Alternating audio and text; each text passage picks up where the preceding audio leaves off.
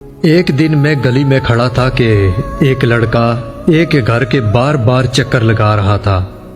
میں نے اس سے جا کے پوچھا کہ کس کی تلاش ہے؟ تو اس نے کہا کسی کی نہیں، بس ایک دوست نے ادھر آنے کا وقت دیا اور وہ ابھی تک نہیں آیا۔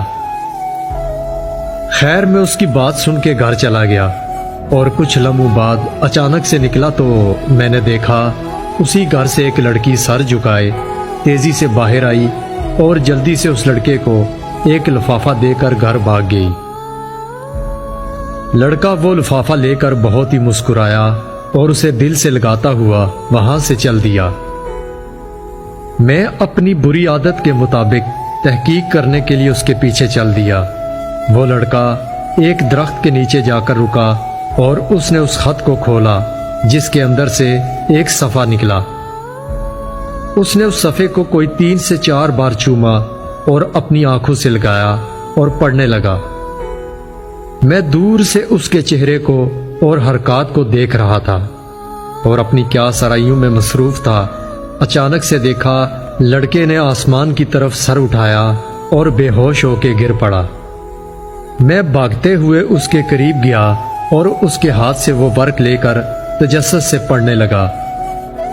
یہ ایک خط تھا جو اس لڑکی نے اپنے عاشق کو لکھا تھا۔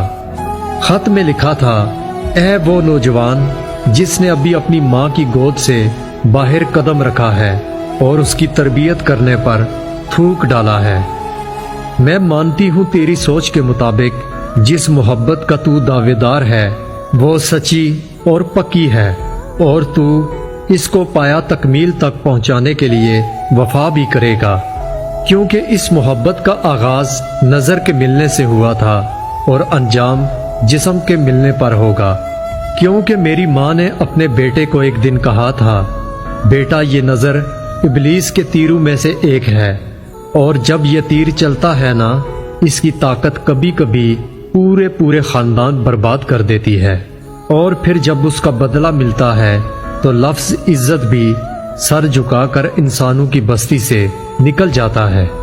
لہٰذا اس آنکھ کو صرف اپنے پیارے نبی کے چہرے کو دیکھنے کے لیے منتظر رکھنا، ورنہ قیامت کے دن اپنی ماں کو حضور کی بارگاہ میں شرمندہ نہ کرنا کہ میں اس بات پر شرم کے مارے ڈوب مروں کہ میں نے تیری تربیت میں کمی چھوڑ دی تھی۔